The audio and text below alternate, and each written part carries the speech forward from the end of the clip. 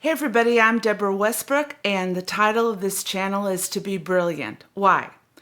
Well, with all we're facing, it's necessary to know that there is divinity in your humanity. You didn't start here, you don't finish here.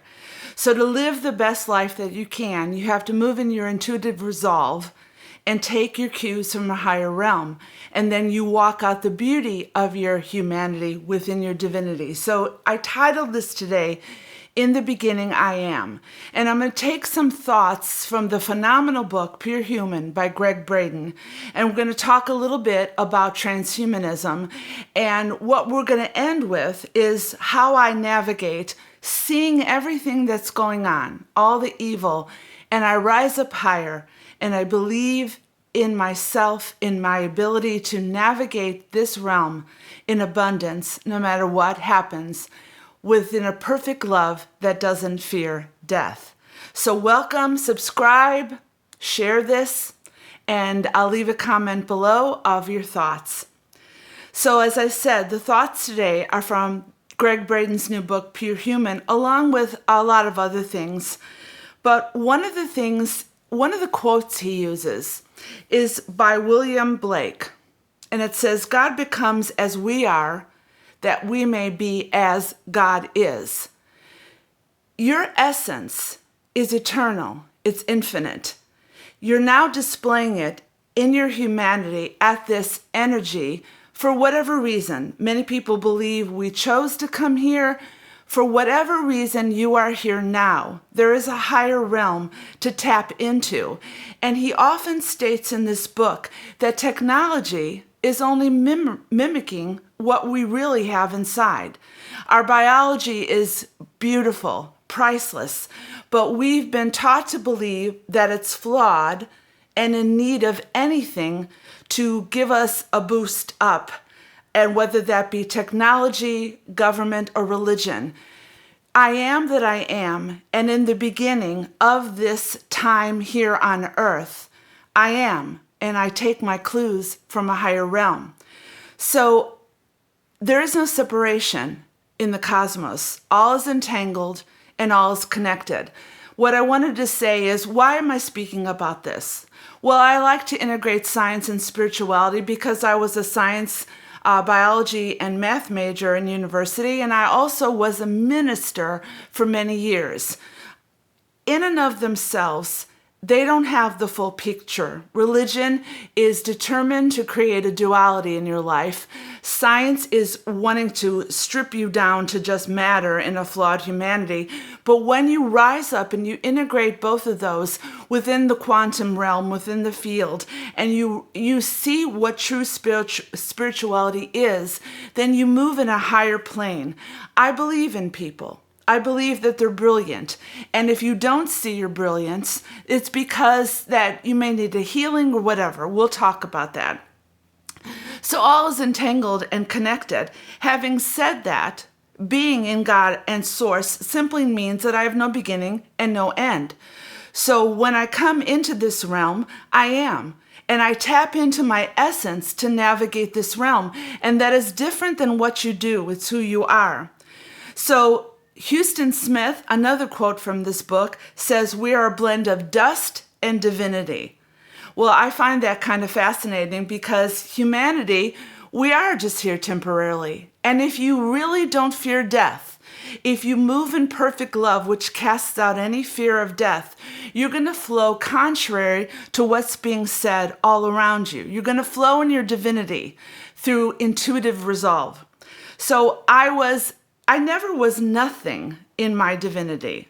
I came here, I'm eternal. To grasp that fact of being infinite is never comprehended by my brain, but in the heart, within the connection of a heart-brain coherence within the field. I tap into my I am through times of meditation and being still, and then I know the essence of my being. I know what to take on and what to leave. So the reality of my divinity is very, very powerful, and it's not comprehended by the brain. We're going to talk in a little bit about transhumanists believing that consciousness resides in the brain, when it's quite obvious, as I've done my research, there's sensors in the brain that connect us into the field. But that is in accordance with your heart, which has been shown to be even more powerful than your brain. So let's talk about what Braden says in this book, Pure Human. I've heard him say it before, but it really, really got to me this time. He talks about a God code that's embedded in our DNA. And let me explain briefly. You can read about it in his book. He goes into great scientific exploration and how he arrived. So I'm just going to take you to the end result. Within each of us is a God code, written and stored in our DNA. What does that mean? Well, Braden retrieved this information through intensive study and exploration over many years, and he's come to the conclusion, and I agree. 200,000 years ago, the first of our kind emerged in this world. It was a transformation of what's called chromosome 2. Our genome, which is a complete set of DNA in an organism, it's the complete set of DNA within us, was modified to store information about us that would one day reveal the secret of our heritage, our hidden potential, our destiny. What does that say to me? I'm here for a purpose, and I'm not going to integrate my humanity within technology because they're only mimicking what my humanity is able to do connected within my divinity. So our biology gives us life is made of a combination of genetic codes that can be translated into meaningful words. So the DNA, I'm not going to, this is a very detailed explanation in his book. In fact, in his book, he says that if you want to skip over the scientific explanation, you can just go to a certain page. Well, I read it all because I love stuff like that.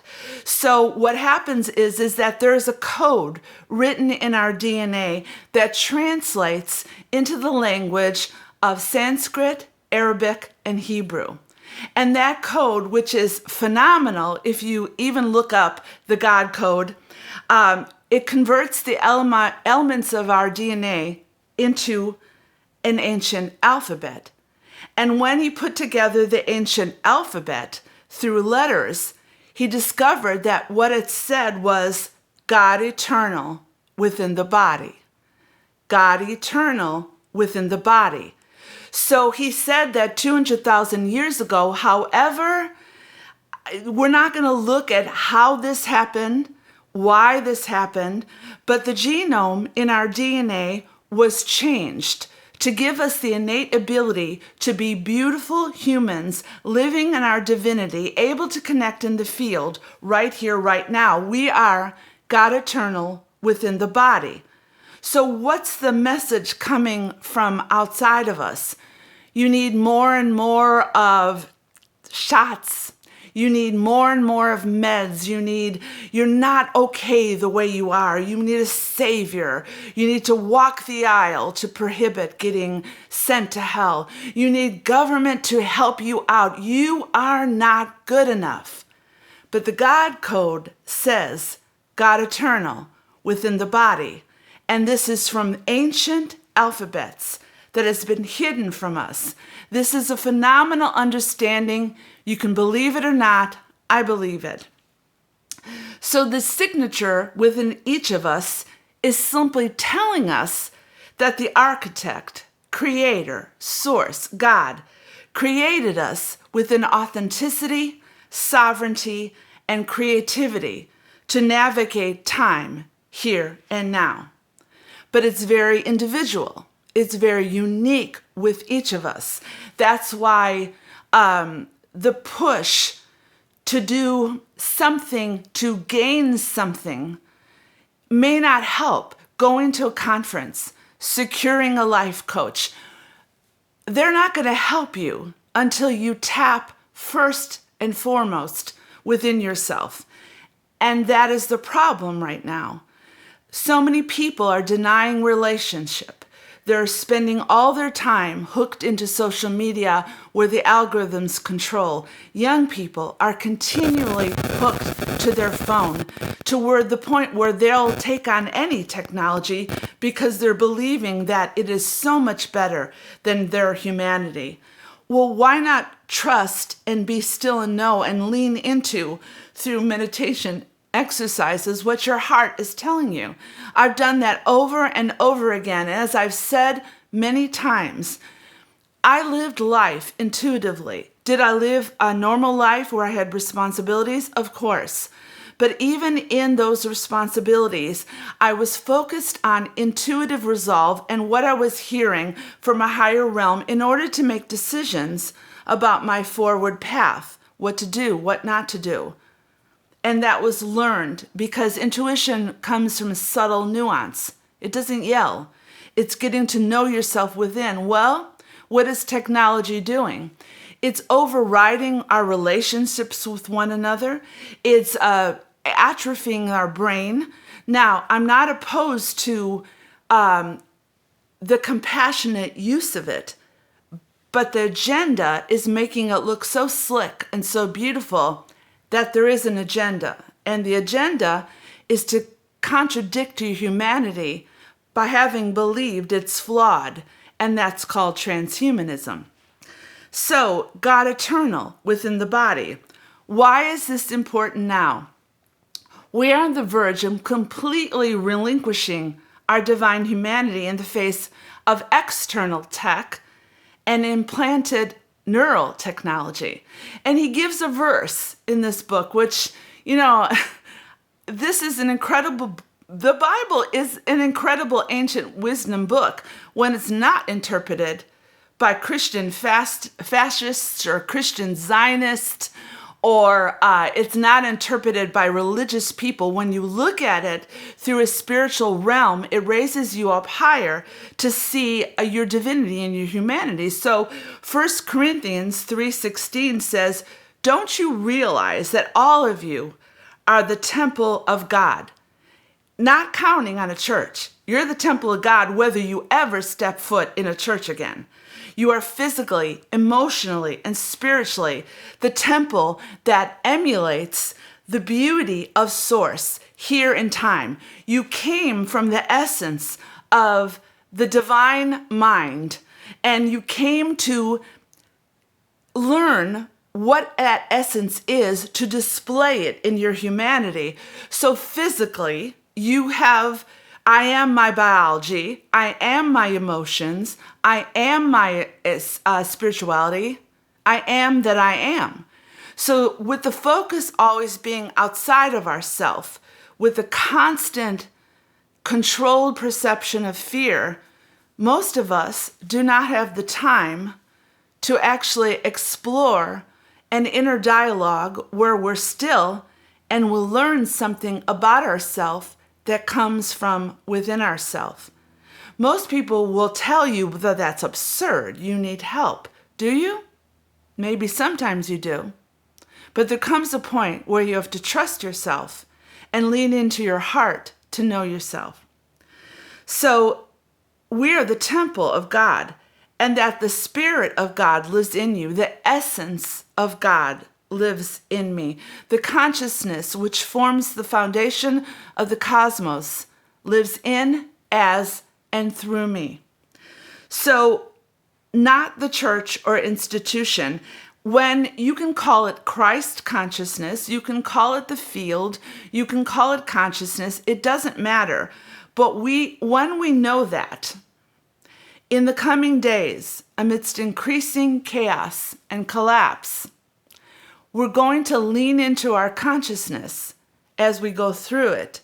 We're going to be navigating in a higher realm, but we're going through it. So looking around, everywhere I see control, greed, and basically evil. Now, people will say to you, where focus goes, energy flows. Yeah, okay, as long as that's not interpreted in the knowledge of love and light and New Age fallacy. When I look at it, I don't stay focused on it. I bring an awareness to myself because that is the only way I'm going to rise up higher within myself. When I see it for what it is and know it for what it is, which was the last video on controlled perception. We can't ignore the fact that our perception is being controlled and so many are falling for it. You don't solve a problem until you face the problem. So all this love and light bullshit that's being said, it's just that. It's bullshit. You have to look clearly in the face of the evil, of the control, of the narcissism, and you have to rise up in a courage to know that you're no more powerful than all of it. Because otherwise you're rising up in an illusion that you have not experienced anything at a lower realm to be courageous, to know that you're divine in your humanity. So I rise higher and higher, realizing this is what I've been saying for a year, and it's hitting me every day. I'm in time for such a time as this to be the best version of myself and to not comply with any attempt to negate my humanity in my divinity. The God code within me is at a higher realm than anything this planet can offer in the simulation that's overtaking the planet with a sense of fear and trepidation that you have to look outside yourself. It's so ridiculous. If you don't see it, then you're living in an illusion. So, what have I faced? Well, in realizing that I've read the Weedico virus, I've looked at the last video, the controlled perception that the orange man is the savior of the world and America is going to rise again. I personally don't think it will be. I think we'll come out to a better time, but it's never going to go back to the way it was. And we're not going to comply to go back to the way it was. So what that has to do in you is very simple. The last enemy to be conquered is a fear of death. God eternal within the body, your dust and divinity in time for such a time as this. The last enemy to be destroyed is death, and perfect love casts out fear, which death exacerbates. Fear exacerbates the reality of death, and it's everywhere in so many ways. You're not going to die. And when you finally realize that, you take authority within your body for healing. I'm not denouncing doctors. I'm not denouncing medications that help. I'm not denouncing technology that can even help paraplegics restore their innate essence by giving them use of their limbs again. That is done with compassion. But if that agenda proceeds beyond, without compassion, we're going to be controlled by it. And so there's no fear of death. I was thinking to myself that I wanted to start these and have it all together, but this is a journey. And I don't wait to start these. Each of these is going to be given one place where I am in my life right now, in integration of science and spirituality and looking around.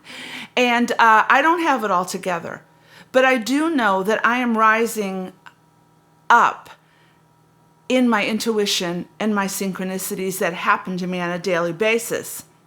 So perfect love casts out fear that keeps running in my mind. And I believe fear is the dominating force on the planet today.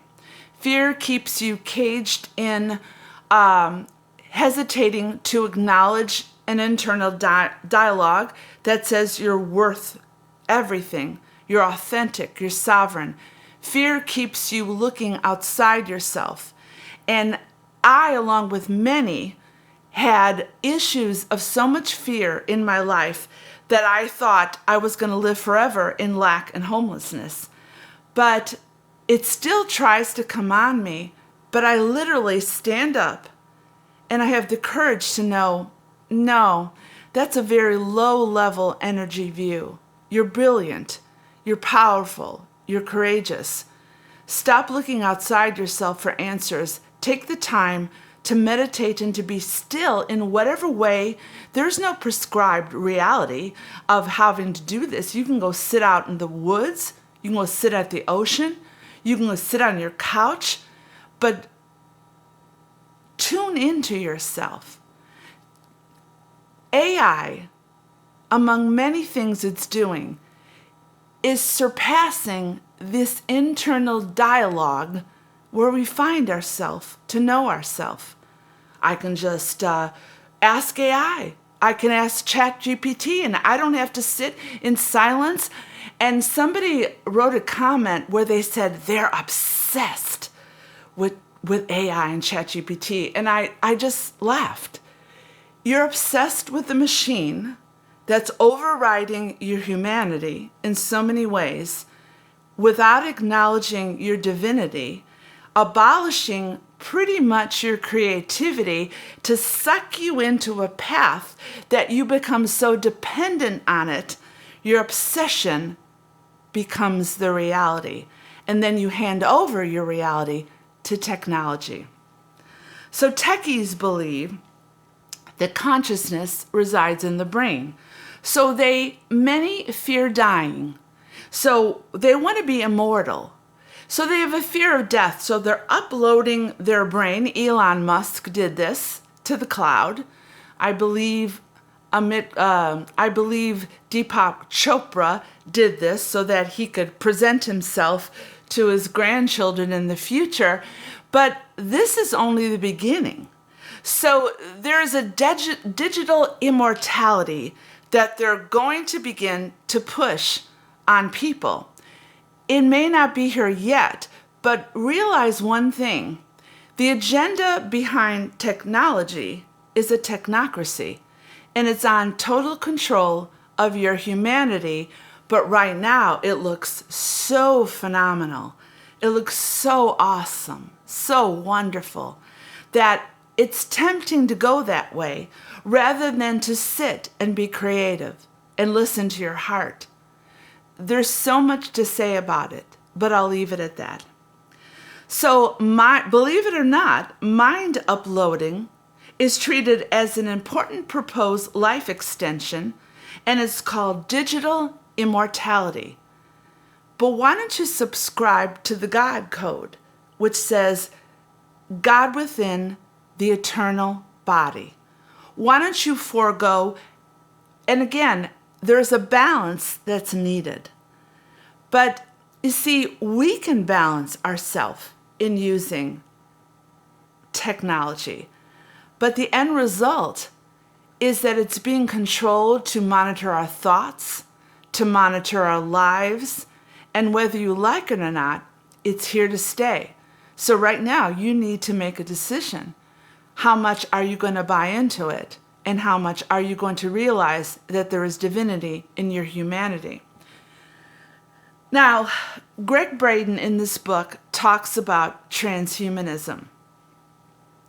I'm going to explain it a bit because you cannot talk about being a pure human without talking about technology wanting to control.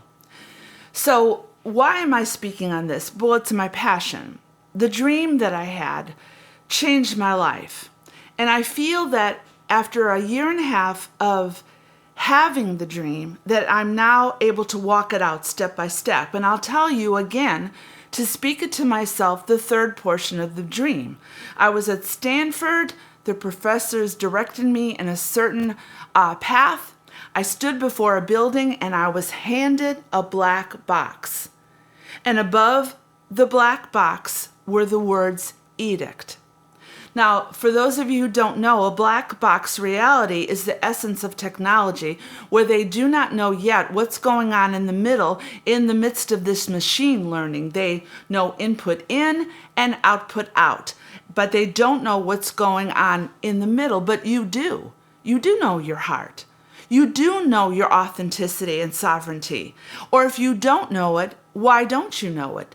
So when he talks about transhumanism, and I had that dream, I realized living where I live, I'm not sure how that's all going to correlate, but living where I live an hour and 20 minutes from Silicon Valley. So the energy is very prevalent here of the tech billionaires and the feudal lords and the serfs, which California is being built on. So I have an edict too, because what does edict mean? Edict means, hold on, it means a forced agenda. It means an agenda forced with power and authority.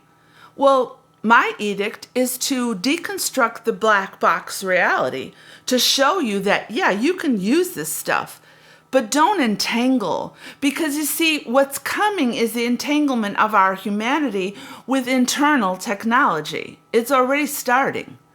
So when that comes, and it's already here, what are you going to say? Are you going to, the young generation, Braden always says that when he speaks to the young generation, they're so hooked into technology that they see no reason to deny a microchip put in their brain so that they can game better. Do you think this is funny? This isn't funny. This is true. They've captured the minds of the young generation so that their brain is atrophied, their creativity is being destroyed, their relationships, the depression levels are arising, critical thinking is falling way low. There's the plan, folks.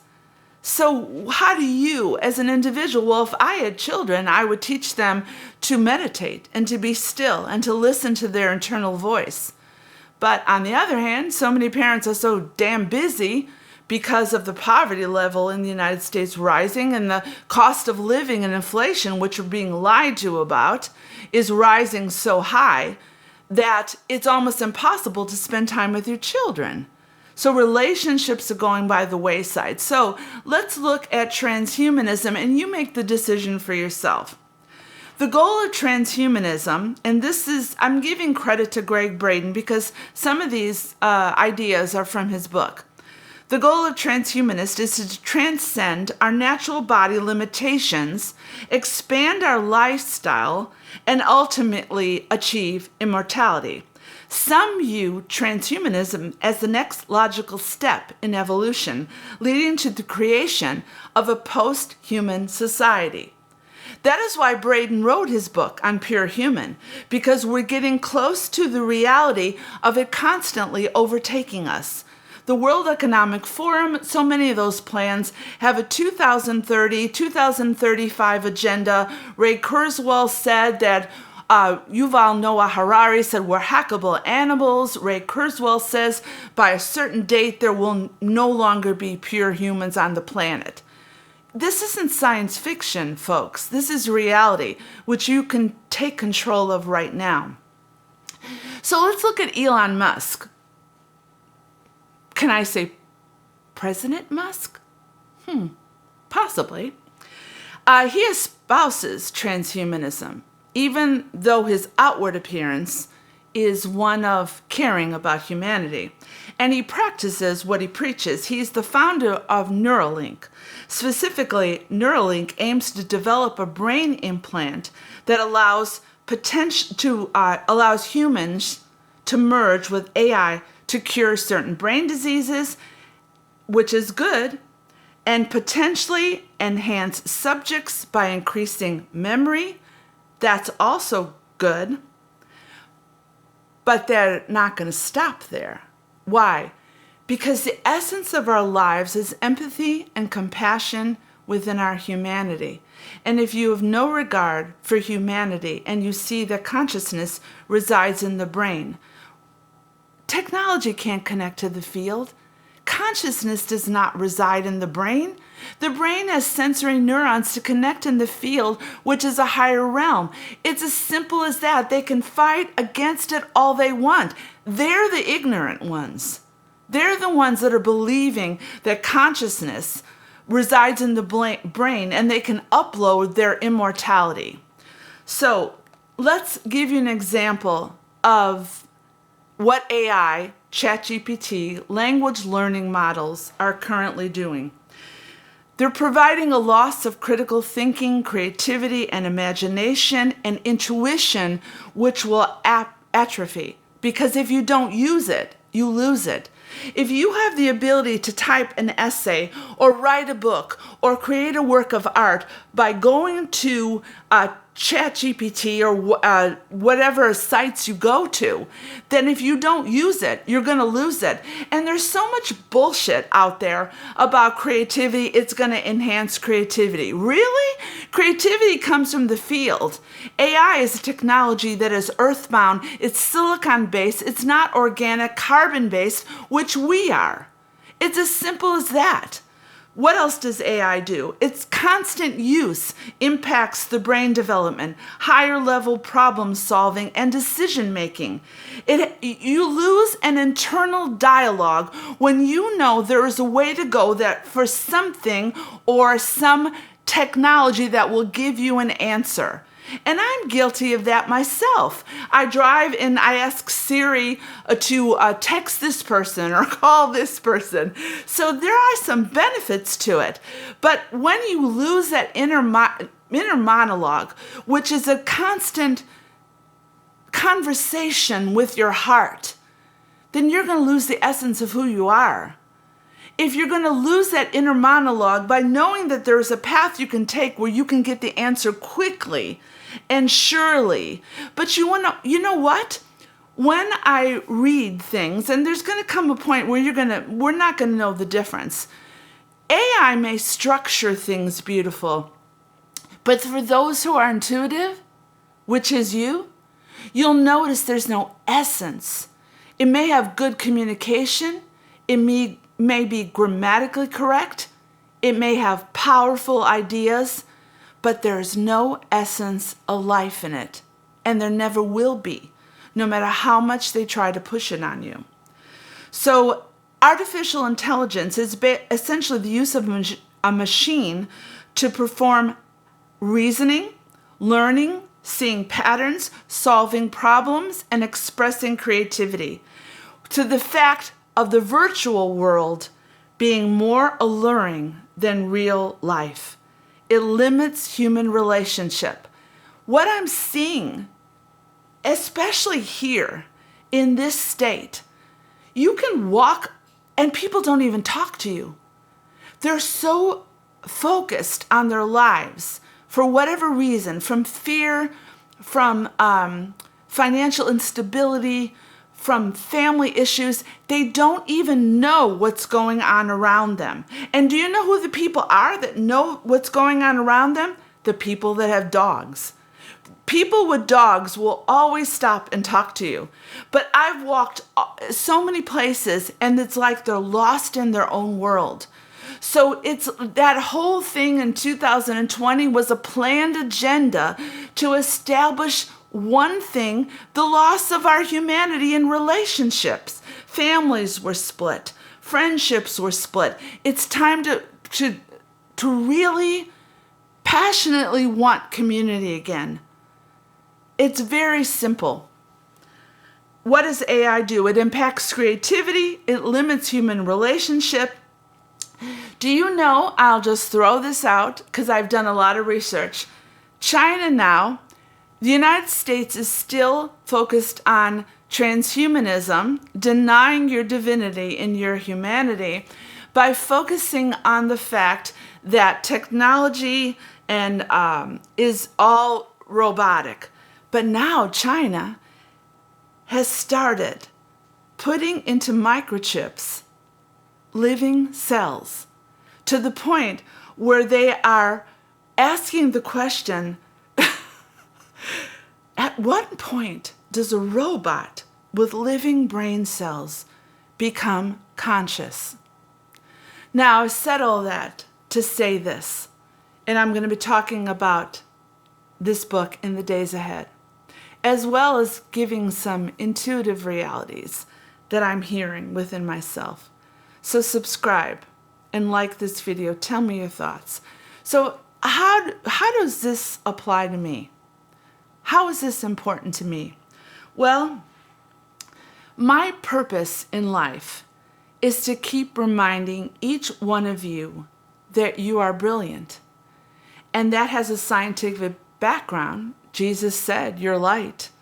And as you increase in light, as you increase in your intuition and in the beauty of your divinity and humanity, you increase in spiritual perception. You increase in the ability to hear outside this realm. So this dream that was currently showed to me, it gave me a passion for you because I'm walking it out. And I know from a lot of healing and a lot of time alone that I am brilliant. And brilliant isn't dependent on the number of books I read. It is dependent upon being open to the purpose in your life. You will never be brilliant living in another person's reality or walking in a duality or living another person's life. Your brilliance comes from an increase of light, which comes from the outward manifestation of your essence. So another thing, there is an awe and wonder that's being restored in my life, expanded outside of a narrative of control and flowing in intuitive resolve. Here's the bad news before the good news. I believe we're heading for a collapse in the United States. It's like the end of the empire. I don't care what they say.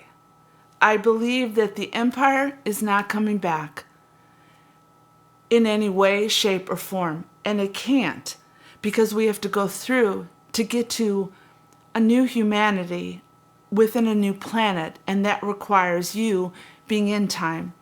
And one of the things that I am is that when I see this stuff, I don't respond anymore. When I see people so locked down in fear, unless I have something to say to them that will buoy them up in their brilliance, there's no use talking to them. People are going to do what they're going to do. So I am establishing awe and wonder in my life on a daily basis.